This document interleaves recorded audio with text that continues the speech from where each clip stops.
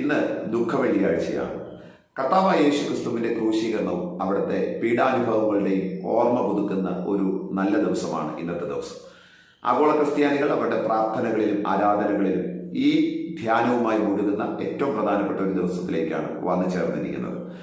യേശുക്രിസ്തുവിന്റെ ക്രൂശീകരണം അല്ലെങ്കിൽ യേശുക്രിസ്തുവിന്റെ ക്രൂശ് നമുക്ക് നൽകി തരുന്ന സാധ്യതകൾ അത് എന്തെന്ന് പറയുവാനാണ് ഈ വീഡിയോയിലൂടെ ഞാൻ താല്പര്യപ്പെടുന്നത്. യേശുക്രിസ്തുവിനെ പെസഹയുടെ രാത്രിയിലാണ് പടയാളികൾ പിടിച്ചു കെട്ടുന്നത്. രാത്രി തന്നെ മതകോടതികളിൽ മാറി മാറി ഹാജരാക്കി യേശുവിനെ ന്യായവിധി നടത്തുകയാണ്. പ്രഭാതത്തിൽ അന്നത്തെ ഗവർണറായിരിക്കുന്ന പിലാത്തോസിന്റെ മുമ്പിൽ ഹാജരാക്കി യേശുവിനെ ക്രൂശീകരിക്കാനുള്ള വലിയൊരു ഉത്തരവ് അവർ നേടിയെടുക്കുകയും ഏതാണ്ട് 9 മണിയോടോ 10 മണിയോടോ കൂടെ പ്രഭാതത്തിൽ യേശുവിനെ വിധിച്ച് ക്രൂശേൽപ്പിക്കുന്നതായിട്ടാണ് നമുക്ക് മനസ്സിലാക്കാനായിട്ട് കഴിയുന്നത്. പിലാത്തോസിന്റെ കൊട്ടാരം മുതൽ കാൽവരി വരെയുള്ള അല്ലെങ്കിൽ ഗോൽഗോത്ത കുന്നുവരെയുള്ള ദൂരം എന്ന് പറയുന്നത് 1.5 കിലോമീറ്ററോ 1 കിലോമീറ്ററേ ഉണ്ടാകത്തുള്ളൂ എന്നാണ് ഭൂമിശാസ്ത്ര ചിന്തകന്മാർ അല്ലെങ്കിൽ ഭൂമിശാസ്ത്രപരമായിരിക്കുന്ന പഠനങ്ങൾ നടത്തുന്ന ആൾക്കാർ പറയുന്നത്. ഇത്രയും ദൂരം താണ്ടി പോകാനായിട്ട് ഏതാണ്ട് 3 മണിക്കൂറോളം എടുക്കുന്നു എന്നാണ് ചിന്തകന്മാരുടെ ഒരു അവകാശവാദം. 3 മണിക്കൂർ എടുത്താണ് യേശുവിനെ ക്രൂശീകരിക്കുന്നതിന് വേണ്ടിയിട്ട് പിലാത്തോസിന്റെ കൊട്ടാരത്ത് നിന്ന് ഗോൽഗോഥായിലേക്ക് കൊണ്ടുപോകുന്നത്. ഇവിടെ നടക്കുന്ന ഏറ്റവും പ്രധാനപ്പെട്ട സംഭവ വികാസങ്ങളെ 14 സ്റ്റേഷനുകളായിട്ട് 14 ഇടങ്ങളായിട്ട് ചിത്രീകരിച്ചുകൊണ്ട് ഒരു പ്രധാനപ്പെട്ട ക്രൂശീകരണത്തിന്റെ വഴി എന്ന ഒരു ചിന്ത ആധ്യാത്മിക ലോകത്ത്, ക്രൈസ്തവ ആധ്യാത്മിക ലോകത്ത് നമുക്ക് കാണാനായിട്ട് കഴിയുകയാണ്. യേശുക്രിസ്തു മീറ്റ് ചെയ്യുന്ന പ്രധാനപ്പെട്ട 14 ഇടങ്ങളെയാണ് അത് സൂചിപ്പിക്കുന്നത്. അന്ന് നടക്കുന്ന പ്രധാനപ്പെട്ട ചില സംഭവങ്ങൾ ഞാൻ നിങ്ങളോടൊന്ന് സൂചിപ്പിക്കുവാനായിട്ട് താല്പര്യപ്പെടുകയാണ്. യേശുക്രിസ്തുവിന്റെ മേൽ ചുമത്തിയിരിക്കുന്ന ക്രൂശിന്റെ ഭാരം ഏതാണ്ട് 150 കിലോയോട് അടുത്ത് വരും എന്നാണ് ചരിത്രകാരന്മാരുടെയും ചിന്തകന്മാരുടെയും ഒരു അവകാശവാദം.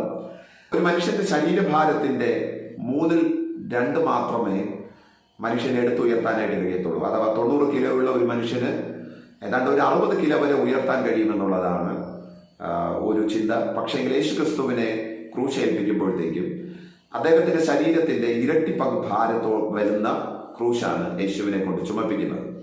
പ്രത്യേകിച്ച് യേശുക്രിസ്തുവിനെ ക്രൂശേൽപ്പിക്കുന്നതിന് മുമ്പ് പിലാത്തോസിന്റെ അരമനയിലെ പടയാളികൾ മുഴുവനും യേശുക്രിസ്തുവിന്റെ ശരീരത്തെ ഉഴുതുമറിക്കുവാനായിട്ട് ഇടയാത്തും. ആ പദം കൊണ്ട് ഉദ്ദേശിക്കുന്നത് യേശുക്രിസ്തുവിനെ ചാട്ടവാർ ഉപയോഗിച്ച് അവിടുത്തെ ശരീരത്തെ അടിച്ചു നുറുക്കുവാനായിട്ട് ഇടയാത്തുന്നു.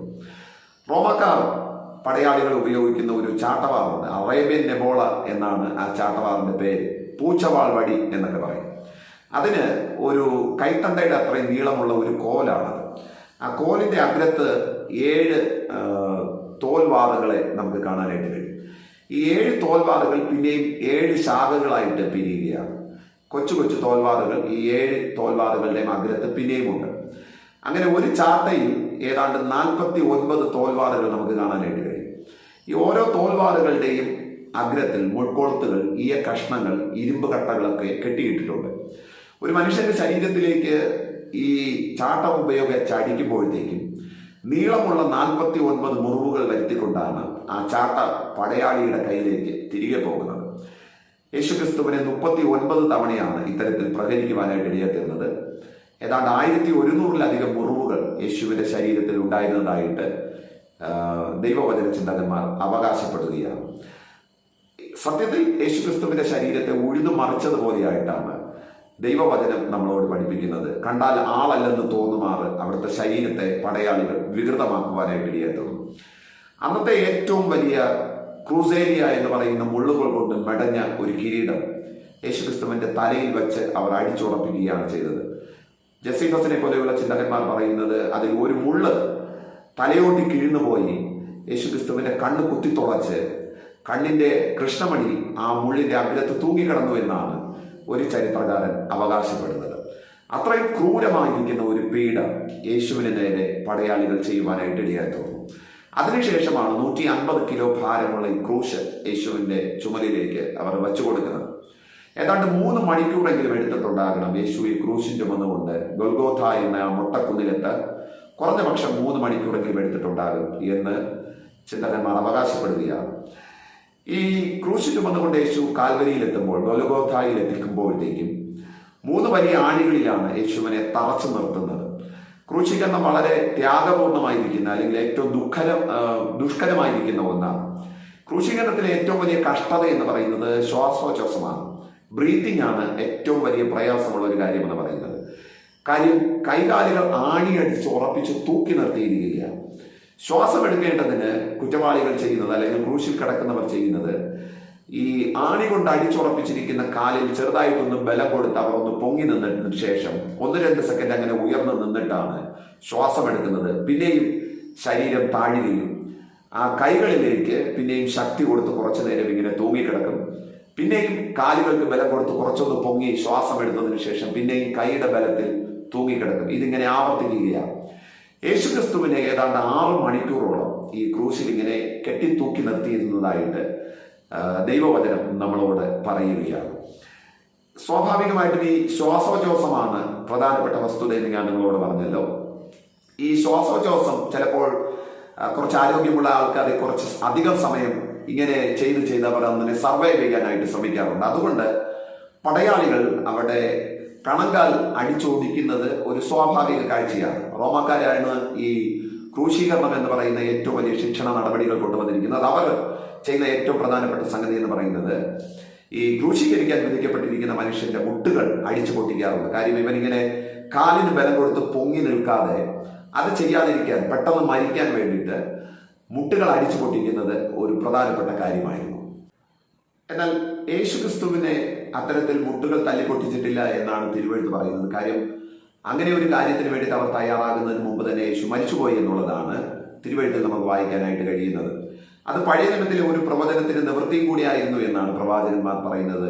അവന്റെ അസ്ഥികളിൽ ഒന്നും ഒടിഞ്ഞു പോയില്ല എന്നുള്ളത് ഒരു പ്രവചന നിവൃത്തിയാണ്. അതുകൊണ്ടാണ് അങ്ങനെ സംഭവിക്കുവാനായിട്ട് ഇടയായിത്തീരുന്നത്.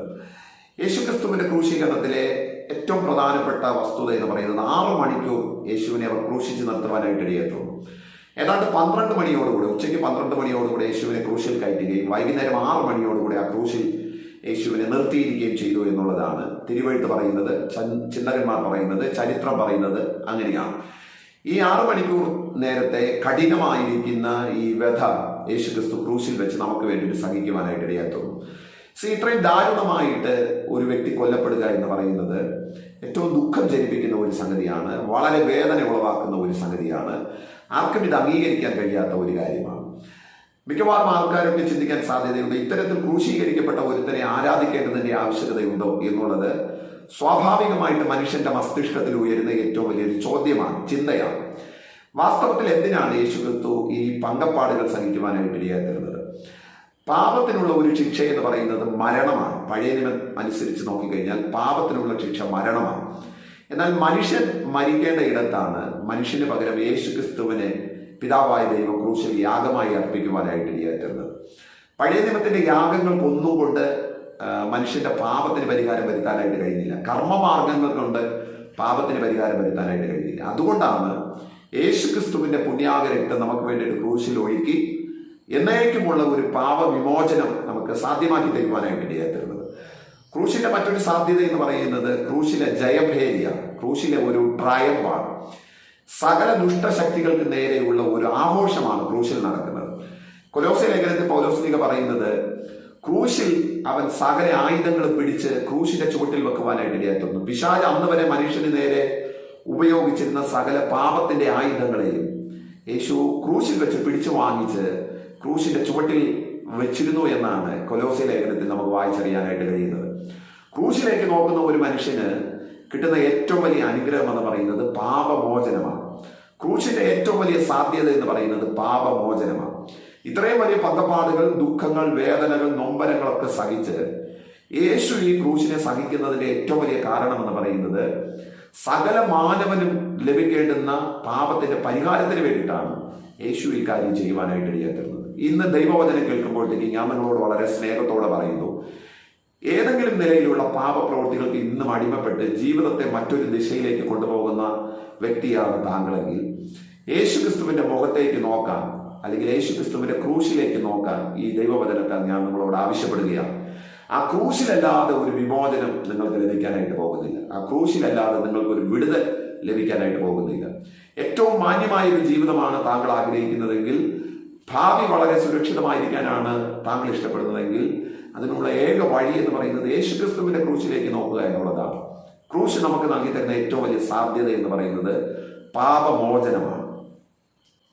ഏതാണ്ട് 7 പ്രധാനപ്പെട്ട സാധ്യതകളാണ് ക്രൂശിലൂടെ നമുക്ക് ലഭ്യമാകുവാനായിട്ട് ഇടയായിരുന്നത്. 7 പ്രധാനപ്പെട്ട അനുഗ്രഹങ്ങൾ, നന്മകളാണ് നമുക്ക് ക്രൂശിലൂടെ ലഭിച്ചത്. അതിൽ ഒന്നാമത്തേത്, ഏറ്റവും പ്രധാനപ്പെട്ടതും വളരെ ഇമ്പോർട്ടൻ്റ് ആയിട്ടുള്ള കാര്യം എന്ന് പറയുന്നത് ക്രൂശിലൂടെ നമുക്ക് ലഭിച്ച പാപമോചനമാണ്.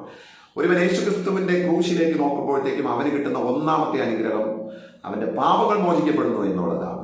അതാണ് ക്രൂശിലൂടെ നമുക്ക് സാധ്യമായിരിക്കുന്ന ഒന്നാമത്തെ സംഗതി. രണ്ടാമത്തേത് അനുബന്ധമായിരിക്കുന്ന ഒരു കാര്യമാണ് നീതീകരണമാണ്. യേശുക്രിസ്തുവിനെ, ക്രൂശിൽ തൂങ്ങിക്കിടക്കുന്ന യേശുക്രിസ്തുവിനെ ഒരുത്തൻ ആത്മീക കണ്ണുകൊണ്ട്, അകത്തെ കണ്ണുകൊണ്ട് കണ്ട് യേശുവിനെ അംഗീകരിക്കുന്നവനെ, യേശുക്രിസ്തുവിനെ രക്ഷിതാവായി സ്വീകരിക്കുന്നവനെ ദൈവം നീതിമാനായിട്ട് പ്രഖ്യാപിക്കുന്നു എന്നുള്ളതാണ് ക്രൂശിലൂടെ നമുക്ക് ലഭിച്ചിരിക്കുന്ന രണ്ടാമത്തെ സംഗതി എന്ന് പറയുന്നത്. പഴയ നിയമമാകട്ടെ അല്ലെങ്കിൽ യേശുക്രിസ്തുവിന്റെ മരണത്തിന് മുമ്പുള്ള സകല കർമ്മങ്ങളും, സകല പ്രയത്നങ്ങളും, പ്രവൃത്തികളും മനുഷ്യനെ നീതീകരിക്കുന്നതായിരുന്നില്ല. ഒരിക്കലും ഒരു പാപം ചെയ്യുന്നു, അടുത്തൊരു യാഗം കഴിക്കുന്നു, പിന്നെയും പാപം ചെയ്യുന്നു, അടുത്ത യാഗം കഴിക്കുന്നു. ഇങ്ങനെ അത് ഓരോ ദിവസം ഇങ്ങനെ മുന്നോട്ട് പോയിക്കൊണ്ടിരിക്കുന്ന ഒരു പ്രവൃത്തി മാത്രമാണ്. എന്നാൽ യേശുക്രിസ്തുവിന്റെ ക്രൂശീകരണത്തിലൂടെ സംഭവിക്കുന്നത് ഏറ്റവും വലിയ നീതീകരണമാണ് സംഭവിക്കുന്നത്. ദൈവം നീതീകരിച്ചവരെ കുറ്റം ചുമത്തുമെന്ന് റോമാലേഖനം 8-ാമത്തെ അധ്യായത്തിൽ നമുക്ക് കാണാനായിട്ട് കഴിയുന്നുണ്ട്. നീതീകരണമാണ് ക്രൂശിൽ നമുക്ക് സാധ്യമായിരിക്കുന്ന ഏറ്റവും വലിയ അനുഗ്രഹം എന്ന് പറയുന്നത്. മൂന്നാമത്തേത്, ഒരു മരണഭയം കർത്താവ് നമ്മളിൽ നിന്ന് മാറ്റി എന്നുള്ളതാണ് ക്രൂശിൽ ലഭിച്ചിരിക്കുന്ന ഏറ്റവും വലിയ മൂന്നാമത്തെ വസ്തുത എന്ന് പറയുന്നത്. മനുഷ്യൻ പാപം ചെയ്യുന്നിടത്തോളം അവന് മരണത്തിന്റെ ഒരു പിടിവള്ളി എപ്പോഴും മനുഷ്യന്റെ മുതുകിലുണ്ട് എന്നുള്ള കാര്യം മറന്നു പോകരുത്. പാപത്തിൽ തുടങ്ങുന്ന ഒരു വ്യക്തി തീർച്ചയായിട്ടും മരണത്തിന്റെ ശമ്പളത്തിലേക്ക് വരികയാണ്. എല്ലാ ജോലിക്കും അതിൻ്റെതായ ഒരു കൂലിയുണ്ട്. ഏത് പ്രവൃത്തിക്കാണ് കൂലിയില്ലാതിരിക്കുന്നത്? ഏതൊരു വസ്തുവിനാണ് അല്ലെങ്കിൽ ഏതൊരു പ്രയത്നത്തിനാണ് കൂലിയില്ലാതിരിക്കുന്നത്? എന്നതുപോലെ പാപത്തിന് ഒരു കൂലിയുണ്ട്, പാപത്തിന് ഒരു ശമ്പളമുണ്ട്. ആ ശമ്പളം എന്ന് പറയുന്നത് മരണമാണ്. ക്രൂശീകരണത്തിലൂടെ, യേശുവിന്റെ ക്രൂശിലൂടെ സംഭവിച്ചത് ഈ മരണത്തിന്റെ ഭീതി മനുഷ്യരുടെ മനസ്സിൽ നിന്ന്, ചിന്തകളിൽ നിന്ന്, അവരുടെ ബോധ്യങ്ങളിൽ നിന്ന്, ആത്മതലങ്ങളിൽ നിന്ന് കർത്താവ് എടുത്തു മാറ്റുവാനായിട്ട് ഇടയായി. അതാണ് ക്രൂശീകരണം മുന്നോട്ട് വെക്കുന്ന മൂന്നാമത്തെ പ്രധാനപ്പെട്ട അനുഗ്രഹം എന്ന് പറയുന്നത്. നാലാമത്തേത് ദൈവവുമായിട്ടുള്ള ഒരു സഖ്യതയാണ്, ദൈവവുമായിട്ടുള്ള ഒരു സമാധാനമാണ്. അതുകൊണ്ടാണ് കൊലോസ്യ ലേഖനത്തിൽ നമ്മൾ വായിക്കുന്നത്, അവൻ ഇരുപക്ഷത്തെയും ഒന്നാക്കി. ക്രൂശീകരണത്തിൽ സംഭവിച്ചത് ദൈവത്തെയും മനുഷ്യനെയും തമ്മിൽ യേശുക്രിസ്തു ഒന്നാക്കുകയാണ് ചെയ്തത്. പാപം ചെയ്യുന്ന ഒരു മനുഷ്യന് നേരിട്ട് ദൈവത്തിന്റെ മുഖത്തേക്ക് നോക്കാനായിട്ട് കഴിയത്തില്ല. ദൈവം അവന്റെ പ്രാർത്ഥന കേൾക്കുന്നതുമില്ല എന്നാണ് ദൈവവചനം നമ്മളോട് പറയുന്നത്. പക്ഷേ ഒരുത്തൻ യേശുക്രിസ്തു മുഖാന്തരം, യേശുക്രിസ്തു വഴി പിതാവിലേക്ക് നോക്കുന്നത് ഈ ക്രൂശിലൂടെയാണ്. ക്രൂശാണ് അതിന്റെ ഒരു മീഡിയം എന്ന് പറയുന്നത്, അല്ലെങ്കിൽ അതിന്റെ ഒരു നടിച്ചുവർ എന്ന് പറയുന്നത് ക്രൂശാണ്. ക്രൂശാണ് മനുഷ്യനെയും ദൈവത്തെയും തമ്മിൽ ബന്ധിപ്പിക്കുന്ന ഏറ്റവും വലിയ വസ്തുത, ഏറ്റവും വലിയ ഘടകം എന്ന് പറയുന്നത്. പിണങ്ങി നിന്നിരുന്ന രണ്ട് കൂട്ടരെ ഒന്നിപ്പിക്കുന്ന ഒരു ഏരിയയാണ്, ഒരു മേഖലയാണ് ക്രൂശീകരണം എന്നതുകൊണ്ട് ക്രൂശീകരണം എന്ന് പറയേണ്ടിയിരിക്കുന്നു. ഈ ക്രൂശീകരണത്തിലൂടെയാണ് പിതാവുമായിട്ട് നമുക്കൊരു സഖ്യത ലഭിച്ചത്, ദൈവവുമായിട്ട് നമുക്കൊരു സഖ്യത ലഭിച്ചത്. അതുകൊണ്ട് ഇതിനെ ഒരു സമാധാന ഉടമ്പടിയുടെ ഇടം എന്ന് ദൈവവചന ചിന്തകന്മാർ അതിനെ വിളിക്കുകയാണ്. ഇതാണ് നമുക്ക് ലഭിച്ചിരിക്കുന്ന നാലാമത്തെ പ്രധാനപ്പെട്ട അനുഗ്രഹം എന്ന് പറയുന്നത്. അഞ്ചാമത്തേത്, നമുക്ക് ശാപമോചനം ഇതുവഴി ലഭിച്ചിരിക്കുന്നു എന്നുള്ളതാണ്. ശാപമോചനം ലഭിച്ചിരിക്കുന്നു എന്നുള്ളതാണ്. മനുഷ്യനൊരു ശാപത്തിന്റെ കീഴിലാണ് എന്നേക്കും മുന്നോട്ട് പോയിക്കൊണ്ടിരിക്കുന്നത്. ശാപത്താലാണ് മനുഷ്യൻ ഓരോ ദിവസവും മുന്നോട്ട് പോയിക്കൊണ്ടിരിക്കുന്നത്. പാപം തീർച്ചയായിട്ടും ശാപത്തെ കൊണ്ടുവരുവാനായിട്ട് ഇടയായിത്തീരും. നമ്മൾ പാപം ചെയ്യുമ്പോഴത്തേക്കും സ്വാഭാവികമായിട്ടും ദൈവത്തെ ഒന്നുകിൽ നമ്മൾ ദുഃഖിപ്പിക്കും, ഇല്ലെങ്കിൽ മനുഷ്യനെ ദുഃഖിപ്പിക്കും. പാപം എഫക്റ്റ് ചെയ്യുന്നത് രണ്ടിടങ്ങളിലാണ്. ഒന്നുകിൽ ദൈവത്തെ, അല്ലെങ്കിൽ നമ്മുടെ സഹജീവികളെ, മനുഷ്യരെയാണ് ഈ പാപം എഫക്റ്റ് ചെയ്യുന്നത്. സ്വാഭാവികമായിട്ടും ഈ പാപം എഫക്റ്റ് ചെയ്യുന്ന ഇടങ്ങളിൽ നിന്ന് ശാപം വരുവാനായിട്ട് ഇടയായിത്തീരും. ക്രൂശിൽ സംഭവിക്കുന്നത്, ക്രൂശിന്റെ സാധ്യത എന്ന് പറയുന്നത് ഈ ശാപത്തെ എന്നേക്കുമായിട്ട് മോചിപ്പിക്കുകയാണ് ക്രൂശ് ചെയ്യുന്നത്. ശാപമോചനമാണ് ക്രൂശിൽ നടക്കുന്ന ഏറ്റവും വലിയൊരു കാര്യം എന്ന് പറയുന്നത്. ആരുടെയെങ്കിലും ജീവിതമൊക്കെ ശാപത്തിന്റെ കീഴിലാണെന്ന് തോന്നുന്നുണ്ടെങ്കിൽ അതിൽ നിന്ന് പുറത്തു വരാനുള്ള ഒരു വഴി യേശുക്രിസ്തുവിന്റെ ക്രൂശീകരണത്തിലേക്ക് നോക്കുക, അല്ലെങ്കിൽ യേശുക്രിസ്തുവിനെ നോക്കുക എന്നുള്ളതാണ്. ആ ക്രൂശിൽ കർത്താവ് ചെയ്തിരിക്കുന്ന ഏറ്റവും വലിയ പ്രവൃത്തിയെ അംഗീകരിക്കുക എന്നുള്ളതാണ് ശാപമോചനത്തിലുള്ള ഏറ്റവും വലിയ വഴി എന്ന് പറയുന്നത്. ചില കുടുംബങ്ങൾ ഇന്നും വലിയ ശാപത്തിന്റെ കീഴിലാണ്, ചില വ്യക്തികൾ ഇന്നും വലിയ ശാപത്തിന്റെ കീഴിലാണ്. എന്നെ കേൾക്കുന്ന ആരെങ്കിലും ഇന്ന് ഈ ദൈവവചനം കേൾക്കുമ്പോഴത്തേക്ക് ശാപത്തിന്റെ കീഴിലാണെന്ന് നിങ്ങൾക്ക് തോന്നുന്നുണ്ടെങ്കിൽ അതിൽ നിന്ന് പുറത്തു കടക്കാനുള്ള ഏറ്റവും വലിയ വഴി എന്ന് പറയുന്നത് യേശുക്രിസ്തുവിന്റെ ക്രൂശിനെ അംഗീകരിക്കുക എന്നുള്ളതാണ്. അഥവാ യേശുക്രിസ്തുവിന്റെ ക്രൂശീകരണത്തെ അംഗീകരിക്കുക, അവിടുത്തെ പാപവിമോചന ക്രിയയെ അംഗീകരിക്കുക, അവിടെ നിന്ന് നമുക്ക് വേണ്ടി ചെയ്തിരിക്കുന്ന ഏറ്റവും വലിയ ഈ പ്രവൃത്തിയെ മനസ്സുകൊണ്ട് സ്വീകരിക്കുക, എന്നിട്ട് നമ്മുടെ വായ് കൊണ്ട് അത് ഉറക്കെ പറയുക എന്നുള്ളതാണ് നാം ചെയ്യേണ്ടുന്ന ഏറ്റവും വലിയ കാര്യം. ശാപത്തിന്റെ മോചനത്തിന് വേണ്ടി ചെയ്യേണ്ടുന്ന കാര്യം അതാണ്. ഇനി ആറാമത്തെ സംഗതി എന്ന് പറയുന്നത്, ക്രൂശ് നമുക്ക് മുന്നോട്ട് വെക്കുന്ന ആറാമത്തെ സാധ്യത എന്ന് പറയുന്നത് ആത്മീകവും ഭൗതികമായിരിക്കുന്ന അനുഗ്രഹമാണ്. ഒന്നുകൂടി കയറ്റി പറഞ്ഞു കഴിഞ്ഞാൽ, കുറച്ചുകൂടി നന്നായി പറഞ്ഞു കഴിഞ്ഞാൽ, ഒരു ആത്മീകവും ഭൗതികമായിരിക്കുന്ന സമ്പന്നതയാണ് ക്രൂശീകരണത്തിന്റെ ആറാമത്തെ റിസൾട്ട് അല്ലെങ്കിൽ ആറാമത്തെ സാധ്യത എന്ന് പറയുന്നത്. കൊരിന്ത്യർ ലേഖനത്തിൽ പൗലോസ് പറയുന്ന ഒരു വാക്കുണ്ട്, നിങ്ങൾ സമ്പന്നനാകേണ്ടതിന് അവൻ നിങ്ങൾക്ക് വേണ്ടിയിട്ട് ദരിദ്രനായി തീർന്ന കൃപ ഓർക്കുമല്ലോ.